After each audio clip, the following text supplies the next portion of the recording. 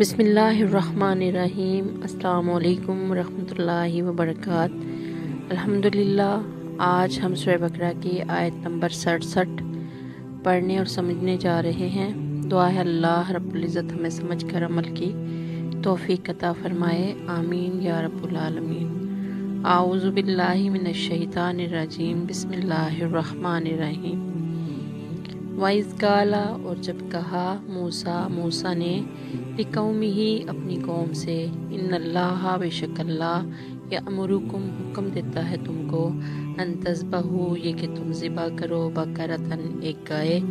قالوا، انہوں نے کہا، اتتخذنا، کیا تم کرتے ہو ہم سے، ہزوا، مذاق۔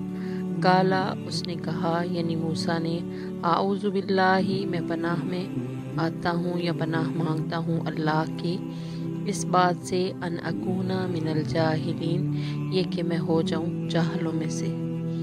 وَإِذْ قَالَ مُوسَىٰ لِقَوْمِهِ إِنَّ اللَّهَ يَأْمُرُكُمْ أَن تَذْبَحُوا بَقَرَةً قَالُوا أَتَتَّخِذُنَا هُزُوًا قَالَ أَعُوذُ بِاللَّهِ أَنْ أَكُونَ مِنَ الْجَاهِلِينَ۔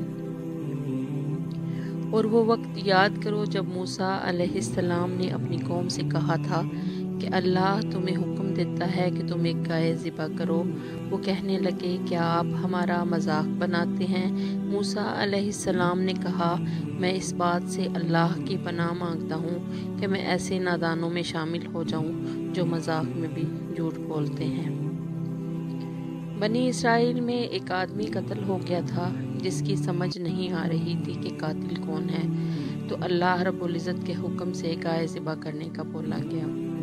اس لیے بنی اسرائیل کو عجیب لگا کہ ایسے کیسے ممکن ہے کہ قاتل کا پتہ لگانے کے لیے گائے ذبح کی جائے۔ بقرۃ، اس کی تنوین سے ظاہر ہے کہ وہ کوئی بھی گائے ذبح کر لیتے تو کافی تھا، مگر وہ تو گائے ذبح کرنے پر آمادہ ہی نہ تھے۔